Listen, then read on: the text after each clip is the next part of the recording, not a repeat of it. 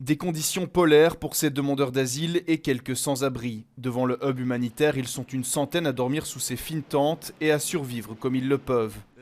La nuit dernière a été très difficile. Il y en a parmi nous qui ont des bougies pour se réchauffer. Mais quand il y a beaucoup de vent, tout tombe, des choses s'envolent.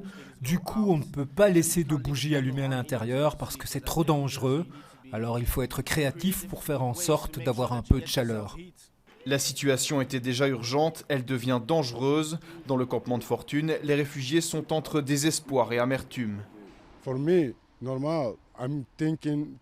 Moi, en venant en Belgique, je pensais pouvoir créer un futur pour ma famille. Ma famille se trouve au Kosovo. Mais regardez ici, on se croirait au Kosovo.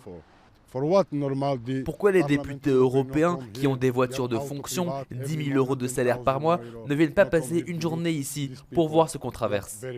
Nos dirigeants qui ont une responsabilité légale face à ces personnes. Mehdi Kassou est l'un des responsables du hub humanitaire. Selon lui, la Constitution n'est pas respectée.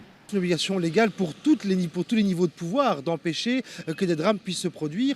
Hier après-midi, une personne en hypothermie a été emmenée en ambulance. En fait, le risque de décès dans des conditions comme celle-ci est important. Et donc, effectivement, il y a un risque légal. Il y aura des responsabilités derrière si ça devait se produire. On veut éviter ça. Notre appel, il est clair. Tous les niveaux de pouvoir doivent pouvoir s'entendre pour dégager des solutions, même temporaires, pour éviter que des situations comme celle-ci ne se produisent.